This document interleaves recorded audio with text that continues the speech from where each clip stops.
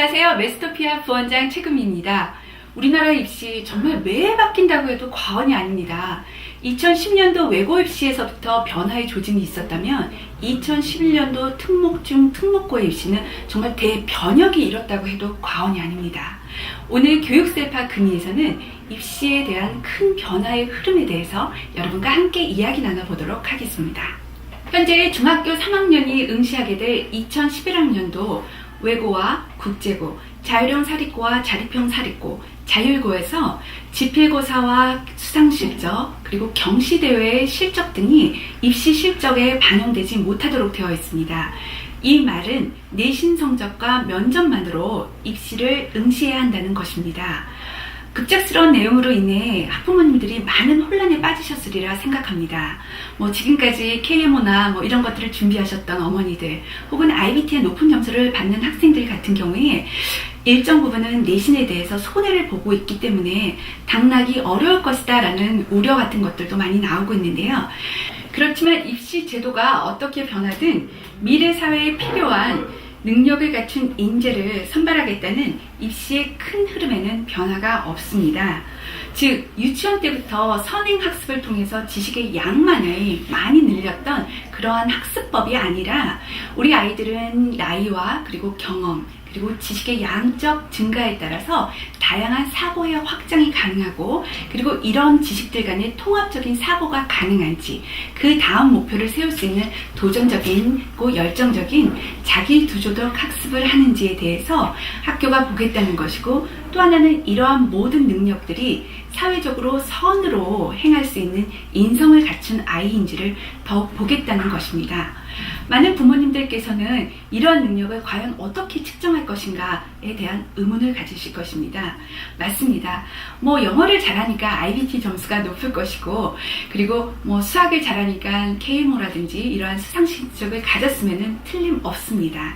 그렇지만 우리 아이들은 현재 인생의 스타트 라인에 있습니다. 이러한 스타트 라인에 있는 아이들을 양적인 평가만으로 입시의 당락을 결정한다는 것은 약간은 오류를 범할 수 있고, 그것들은 조금은 조급한 판단이 아닐까 생각합니다. 2011학년 입시부터 자기소개서, 학습계획서, 추천서의 영향이 커집니다. 이제는 그러한 내용 이외에 수상실적, 그리고 입상실적 등이 첨부될 수 없기 때문입니다. 그렇지만 아이들의 이러한 변화의 과정과 능력 등은 이 세 가지, 그러니까 자기소개서, 추천서, 학습계획서 안에 문장으로 잘 녹여놓으셔야 합니다. 예를 들어 이렇게 문장으로 녹여놓으시면 되는 거예요. 나는 수학에는 사실 그닥 흥미가 없었고 능력이 없었다. 그렇지만 주변의 선생님과 부모님의 조언에 따라서 익힘책을 한번 풀게 되었다. 익힘책은 사실은 아이들은 쉽다고 잘 하지 않는데 내가 해봤을 때 익힘책을 하니까 수학에 대해서 감을 잡게 되었다. 그렇지만 감을 잡았지만 잘하진 못해서 그걸 반복해서 2번, 3번, 10번을 하다 보니 수학에 대한 기본의 이해를 할 수 있게 되었다. 그리고 이러한 학습을 나가는 동안 연습장이 10권이 되었고, 이 정도 되었을 때 나의 위치를 확인하기 위해서 대외적인 경시대회를 나가게 되었다. 거기에서 이러한 수상실적을 거두었다. 이것은 큰 의미를 갖는 것은 기본적인 학습만 충실히 해도 선행을 하지 않아도 수상을 할 수 있다는 의외의 결과를 담담히 받아들일 수 있어서 나는 너무나 긍정적인 영향을 받았다 등으로 문장 안에 녹여 놓으셔야 합니다. 그리고 학습계획서, 추천서, 그리고 자기소개서에는 일관된 아이들의 목표가 들어가 있어야 합니다. 그 목표라는 것들은 이 아이가 이러한 내용들로, 이러한 방향으로 가기 때문에 이러한 내용들을 가지고 있다라는 것들, 이것들이 잘 표현되어야 되고, 포트폴리오가 필요합니다. 포트폴리오라고 해서 어렵게 생각하실 필요는 없습니다. 사례를 든 학생의 포트폴리오에는 당연히 나와야 할 게 익힘책입니다. 그리고 10번을 풀어낸 연습장이 되겠죠. 그렇지만 이렇지 않은 이 아이, 설마 그런 것들이 포트폴리오가 될 수 있을까? 될 수 있습니다.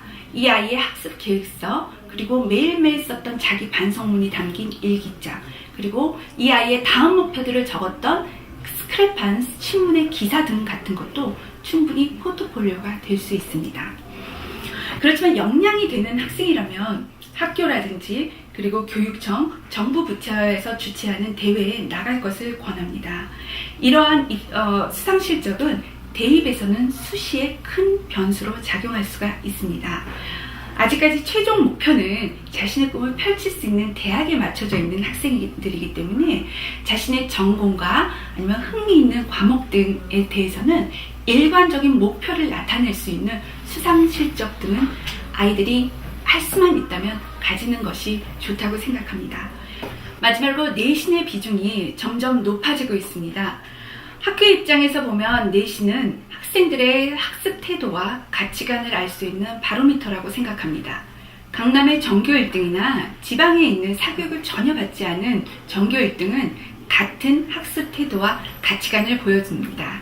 이는 수십 년 전의 학력고사 세대와 얼마 전에 수능을 만점을 받은 학생의 인터뷰가 동일했던 것에서도 알 수 있습니다.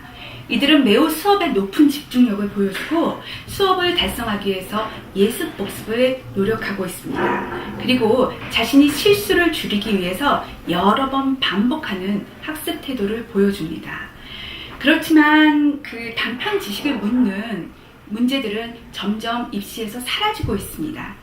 이 단편 지식이 아니라 이 아이가 이 지식을 통해서 얼마나 확장된 사고를 하고 얼마나 깊이 있는 사고를 하는가라는 심화의 문제, 그리고 심화 이전엔 창의적인 문제 해결 방법을 알고 있는가 등을 묻는 등의 시험의 유형들이 변화하고 있기 때문에 혹여라도 내신에 많은 부분 신경 쓰시다 보니까 내신을 높이기 위해서 출제됐던 학교의 기출문제라든지 족보 위주 이런 암기식 학습을 한다 그러면 이러한 학습법은 빨리 지양하셔야 합니다.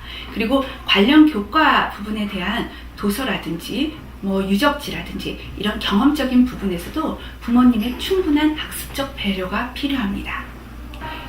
이제 우리 어머니들의 습관, 입시제도도 바뀌었는데 싹 바꾸시는 건 어떨까요?